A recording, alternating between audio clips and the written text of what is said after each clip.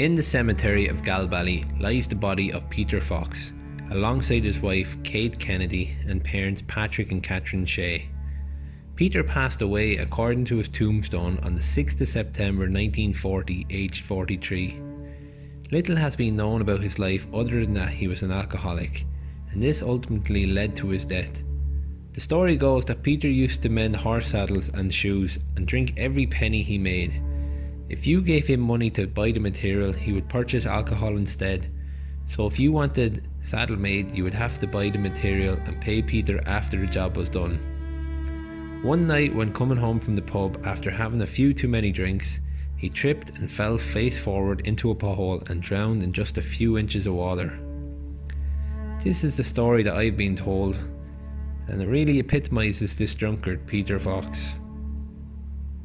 Today, with the best of my research, I will tell you the true story of Peter Fox. Peter Fox was born in Taghmon in 1884 in County Wexford, the second oldest of 8 children. Taghmon was a much different place than it is now. Due to the famine and emigration to the New World, the population of Ireland had dropped by over 50%, from 6.5 million to just over 3.2 million. Wexford dropped from 202,000 people in 1841 to 104,000 people in 1901. It reached just a low of 83,000 in 1861. In 1901, the population of Taghmon was 555. 58 of those were born outside of County Wexford. 74 of 102 private houses were owned by one man, Lord Ruthven. He descended from a union between the Ruthven and the Hoare of Harperstown families. Marks Brown, a village businessman, owned 26 village premises, and Elizabeth Cullimore owned 8 properties. Only 5 or 6 of the houses were owned by their occupiers. The Foxes lived at the top of High Street. Peter's parents, Patrick and Catherine, like many their age, could not read or write, and I don't believe they knew what age they were either. He was a farm labourer and she worked as a servant. Peter tried his hand as a farm labourer on Peter Bogan's farm, and then being a stubborn apprentice shoemaker for Joseph Kendrick, refusing to learn and missing days, Joseph brought him to the Taghmon Petty Courts but withdrew his charge as Peter started to get his act together. Peter worked as a shoemaker for at least 15 years. In his spare time, Peter was very much part of the community. On August 18th, 1905, he entered the 220 yards flat race for men born within 5 miles of Taghmon, pure bragging rights for the village. In a most exciting finish, judges being unable to separate Peter Fox, William Murphy and Hickey, who were accordingly bracketed in a dead heat. By his early 20s, the shoemaker found a love of liquor. He was summoned in 1907 for being drunk in public street of Taghmon. He had a week to pay his fine of 4 shillings or face a week of hard labour in Waterford Gaol. The fine was paid the following week. Peter's main love was coursing, whether it was racing greyhounds in Greg Walsh's or terriers in Rosters of Coolaw. He had many dogs from 1910 to 1915, starting off with a black and white terrier and a black and white greyhound registered with the dog licence on the March 29, 1910. The big races of the day were the Forest, Taghmon and Racecourse Stakes for greyhounds, and Taghmon, Browncastle, Hortown and Poolmar plates for terrier racing. It was there where Peter found the most joy. On the 19th of June 1910, Peter Fox assaulted Patrick Cullen at Poolmar. He was convicted after witnesses Edward Cullen and Edward Murphy gave statements against Mr. Fox, and the judge fined him £4 and ordered him to keep the peace for 12 months. Patrick Cullen was nicknamed PJ from the Cullen family of Main Street. He became a saddler like his father. He was a very well-known actor with great wit, and many referred to him as the Mayor of Taghmon. On the 5th of September, another drink and disorderly charge on the street of Taghmon cost him 5 shillings. By 1910, Catherine, Peter's oldest sibling, moved to Wisconsin with John Bradley of Adamstown. They settled and had 5 children. This followed with the death of his father Patrick and left Peter the man of the house in Taghmon at the age of just 25. In the late 19th century, Michael Cusick and Morris Davin called a meeting in Hayes Hotel, Thurles, and founded the GAA to promote the ancient Irish sports of hurling, handball and Gaelic football. Many Taghmon teams were started over the next few decades. In 1899, Taghmon had 4 teams. This dwindled down over the years until the 1910s. In 1910, Peter Fox lined out for Taghmon in Wexford Park versus Rosslare. Strengthened with men from Our Lady's Island, but lost out 1-4 to 4 points. In the park, great interest was aroused in the dispatch of 2 carrier pigeons to Ballygeary announcing the half-time and full-time scores. 1911 and 1912 were slack apart from friendlies. In 1914, Peter was on the losing side in Wexford Park against old rivals Fort Heroes. By July, Taghmon exited the hurling championship to volunteers, losing 5-3 to no score. Peter again on the team. The following week, the footballers beat Rathangan at Trinity in a match to raise funds for the new ball alley in Trinity. Both teams were short players, but canvassed the pitch and secured the services of some Ballymity men and won 2-2 to 2 points. By 1915, another new team in the southeast corner of the parish had formed. This year they meant business. New jerseys supplied by Mr. P. Rochford and the Oxford Stars, later the Trinity Stars, were born. They started the season beating Barntown 2-2 to no score, then outclassing a Taghmon team in Taghmon and making little of Little Cullenstown in round 3. Training was intense, running to Larkin's Cross and back from Taghmon village. A friendly win over Parnells followed as Screen failed to field the team, disposing the Blue and Whites on the score of 1-4 to 1 points in the district final in Bridgetown in August. In February, Trinity Stars beat Ballyhogue Davidstown United in the county semi-final in Adamstown on a score of 1-4 to 1 goal. And so on the last Saturday in March, weakened by some of their best players joining up to fight the Germans, the Trinity Stars lined out against Gorey in the county final in Belfield. Gorey led at half-time 2 points to 1, taking advantage of the wind, but in the second half they only scored 1 point. Trinity Stars replied with a Jason Keogh free and a Tom Codd goal, and they sealed the junior county final.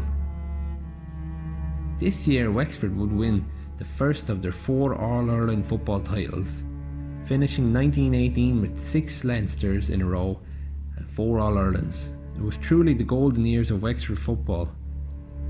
The full Trinity Stars team that won the county final was Paddy Fox, who was Peter's brother, Tom Codd, Tom Fain, Paddy Nash, Lar Crowley, Rob Brereton, Willie Fox, also Peter's brother, Pat Crowley, Nick Codd, Tommy Nash, Jack Fain, Ned Rashford, John Fitzhenry, John Cullen, Pat Devricks, Billy Martin, and Jim Keogh, Matty Parle and Skipper Codd, who were on the Wexford team, as well as Peter Fox. The Trinity Stars would retain the title the following year, however none of the Fox brothers would be playing. Peter Fox was a religious man. He rarely missed mass or a meeting held by Father Furlong.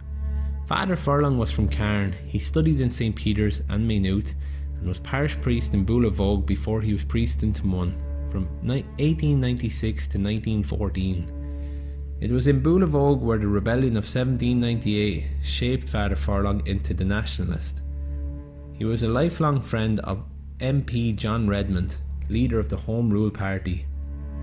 John Redmond was born in Ballatrent House in Kilran, and he famously campaigned for Irishmen to fight with the Allies in World War I. John Redmond believed this was the best way to achieve a united Ireland was through Parliament. By helping Great Britain in the war, he believed that the skills achieved during the war would help form the basis of the Irish Army capable of achieving Home Rule. This did not go down well with the Irish rebels. Father Furlong died in 1914 and Father Fortune replaced him. He was also a friend of John Redmond. In Bosnia in 1914, the Great War had begun after the assassination of Archduke Franz Ferdinand, heir to the Austro-Hungarian Empire. This sparked a rapid chain of events, and within a week, Russia, Belgium, France, Great Britain and Serbia lined up against Austria, Hungary and Germany. World War I and trench warfare had begun. Approximately 210,000 Irish men joined up and served in British forces during the war. 4 of the Fox brothers, Peter, William, Paddy and Michael, enlisted for duty. Peter, regiment number 038779, served in the Royal Army Ordnance Corps, or Paddy's Blackguards as they were informally known. His battalion landed at Le Havre in France as part of the 47th Brigade in the 16th Irish Division in December 1915. The RAOC would supply the front line with weapons, armoured vehicles and other military equipment, ammunition, clothing, laundry, etc. They were also responsible for a major element of the repair of the army equipment. However, most of the Irish men enlisted had no military training to act as officers, but what they lacked in experience, they matched in bravery. For gallantry displayed in the advance on the Western Front, Private Michael Cooper of Taghmon had been awarded the Military Cross. He was attached to the headquarters staff and brought dispatches to the firing line under terrific fire. He was warmly congratulated by his many friends, and amongst the first to extend their congratulations to him were Private M.J. Martin, Peter Fox, E. Walsh and P. Condon. Peter Fox was discharged on the 5th of April 1918 on account of disablement or ill health. Back home he was medically examined and finally discharged from liability to further military service. And him and his brothers returned safely back to Ireland. Someone who wasn't as fortunate was Peter's first cousin Michael Fox, who was fighting for the Canadian 2nd Battalion and lost his life on the 24th of April 1915 in Flanders Field. Michael's father, Michael Sr., married Mary Bradley in 1888 and emigrated from Wexford on their wedding day to Shinborough, Quebec. They ran a farm and had 14 children. Back in Taghmon, at least 15 men had died in the war, and about 500 from Wexford. Those who returned to Ireland had an uncertain future. Many were shocked to learn about the courageous 1916 rising led by Padraig Pearse, who took over the GPO for 5 days and were put to a firing squad. There was considerable support for the war effort in Taghmon. While the educated Anglo-Irish classes usually supported the officers, the socially deprived Catholic classes enjoyed the unusual status of being a regular income earner, and this made a huge difference to the standard of their families. 90 local people donated butter, potatoes, chickens, wine, socks and cigarettes to the Wexford Soldiers and Sailors Comfort Fund. Peter Fox's sister Susan Fox donated cigarettes. She lived in Taghmon until her death in 1975. After the rebellion of 1916, Irish nationalism swept the country. A number of families became involved in the Gaelic League and Irish identity. Both John Redmond and Father Fortune were completely shocked, as they almost had Home Rule in their grasp in 1914 prior to the war. Father Fortune even refused to give Holy Communion to those he suspected of Republican activities. He tried very hard to stop social drinking in the village, as it seemed to be a problem, and when he died in 1925, all Taghmon blinds were drawn and businesses closed and fully shuttered. On the 20th of June 1919, Moses Foley, who captained Camross Hurling, William and Peter Fox were charged again for being drunk and disorderly in the public street of Taghmon and fined 3 shillings and 6 each. In the years after Ireland gained its independence, the tens of thousands of Irishmen who fought and died in the Great War were considered by many to have been at best misguided and at worst traitors to their country. To support the actions of those who enlisted in the climate of the new Free State, it was at the time politically incorrect. In the words of Mary McAleese, soldiers fell victim to a war against oppression in Europe. Their memory too fell victim to a war for independence at home in Ireland. On February 3rd, 1923, Peter's mother Catherine Shea passed away. In the following years he married Catherine Kennedy and had 3 children, Ted, Gertie and Stella, who all excelled on the sporting fields and were very successful for many years. Catherine was a staunch Fianna Fáil woman with 3 children under the age of 10 Her and Peter split up and they lived apart. By 1941, World War II was in full flow. Ireland was famously neutral. However, tens of thousands of Irish people served for Great Britain. On Sunday the 7th of September 1941, Kerry beat Galway in the All-Ireland football final, 1-8 to 7 points. Peter Fox passed away in tragic circumstances. Page 3 in the New Ross Standard, Friday the 12th of September. Taghmon man's tragic end. Body discovered in quarry hole. A gloom was cast over Taghmon and district on Sunday last when the sad news was made known that the dead body of Mr. Peter Fox had been recovered from the big quarry at Poolmarl, Taghmon. It appears that Mr. Stephen Murphy, Chapel Street, Taghmon, was letting his cows out in the quarry grounds when he discovered a coat and cap on the bank. He immediately reported the matter to the Gardaí, who, under the charge of Sergeant P. O'Brien and a large number of locals, were quickly on the scene. The outline of the body of the unfortunate man could be seen about 5 yards out and about 10 feet underwater.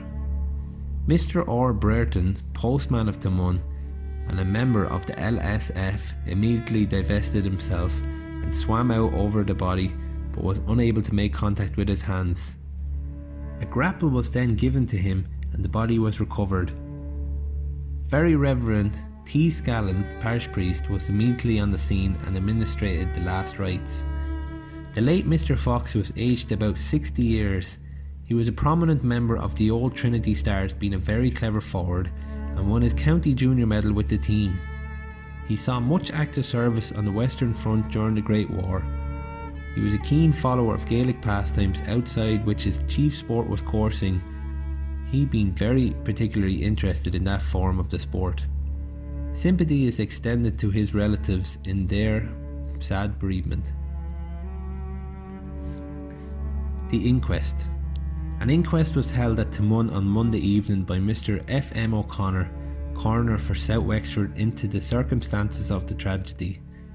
There was no jury. Inspector Carr, Wexford, represented the Gardaí. Sergeant P. O'Brien, Taghmon, deposed he knew deceased, and following a report received about 10:30 a.m. on the 7th, he visited the quarry hole in the townland of Poolmarl. Witness saw a blue serge coat and a man's cap on the bank. Looking into the hole, he saw an object about 8 yards from the bank. It was the head of a man. Witness was present when a man named Robert Brereton went in and recovered the body from the water. The body was taken to Miss Annie Keating's licensed premises in Taghmon. Miss Catherine Fox Shanole Fox Mills, wife of the deceased, deposed he resided at Stream Street, Taghmon. He was formerly a member of His Britannic Majesty's Army. He did not at all times appear normal. She saw the body and identified the remains as being those of her husband, whom she had not seen for some time. Dr. Brian Coffey, M.O. Taghmon, deposed he performed a post-mortem on deceased. There were no marks of violence. In his opinion, death was from asphyxia due to drowning. Dr. Brady Bano corroborated. Philip McElroy, Stream Street, Taghmon, farm labourer, deposed he knew deceased well. He resided with him for some time. Deceased was addicted to drink and was indulging very heavily in the past 3 weeks. Witness remembered the night of the 6th. Witness came home about 8:15 new time. Deceased was sober and in bed on Saturday night. Witness saw him on Sunday morning in the same sober condition. Deceased had his breakfast and smoked and chatted with the witness and was quite normal. He produced a piece of blue paper to witness, asked what it was, and witness told him it was the summons for being drunk. Deceased appeared to witness alright mentally but sick physically, and was annoyed about missing mass on account of his illness. Witness saw Fox no further after going to mass. Michael Carton, Stream Street, Taghmon, blacksmith, deposed that about 9:15 he saw Peter Fox leave his lodgings by the back door. He appeared quite normal. Deceased proceeded in the direction of the quarry hole in Poolmarl. Witness saw him no more. Miss Mary Lampert Poolmarl, niece of the deceased, also gave evidence as to the condition of the deceased on Saturday night. Garda M. Keevans Taghmon deposed that about 5 o'clock on Saturday evening he took deceased into detention in the street of Taghmon for being drunk and incapable. With the assistance of Garda J. Cullen, he removed him to the Garda station.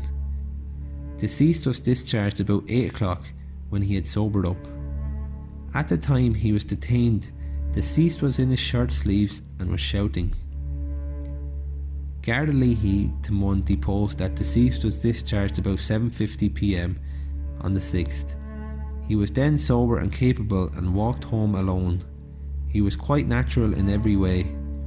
Witness served him with the usual summons. A verdict in accordance with the medical evidence was returned.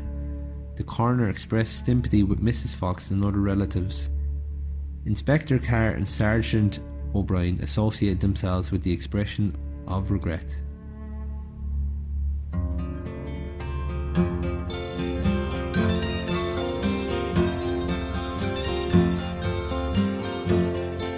Well, how do you do, young Willie McBride? Do you mind if I sit here down by your graveside and rest for a while, neath the warm summer sun? I've been walking all day and I'm nearly done. I see by your gravestone you are only 19 when you joined the Great Fallen in 1916. I hope you died well and I hope you died clean. Our young Willie McBride, was it slow and obscene? Did he beat the drum slowly? Did he play the fife slowly? Did they sound the death march as they lowered you down? And did the band play the last post and chorus? Did the pipes play the flowers of the forest?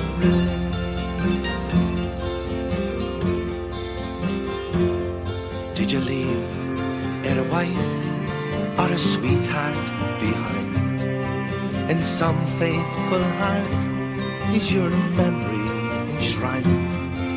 Although you died back in 1916, in that faithful heart are you forever 19? Or are you a stranger without even a name, enclosed and forever behind the glass frame? In an old photograph, torn, battered and stained, and faded to yellow in the brown leather frame. Did he beat the drum slowly? Did he play the fife slowly? Did they sound the death march as they lowered you down? Did the band play the last post and chorus? And did the pipes play the flowers of the forest?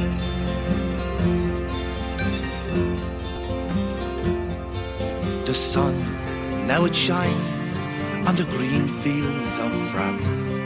There's a warm summer breeze, it makes the red poppies dance. And look how the sun shines from under the clouds. There's no gas, no barbed wire, there's no gunfiring now. But here in this graveyard, it's still no man's land. The countless white crosses stand mute in the sand. To man's blind indifference to his fellow man, to a whole generation that were butchered and damned. Did he beat the drum slowly? Did he play the fife slowly? Did they sound the death march as they lowered you down? And did the band play the last post and chorus? Did the pipes play the flowers of the forest.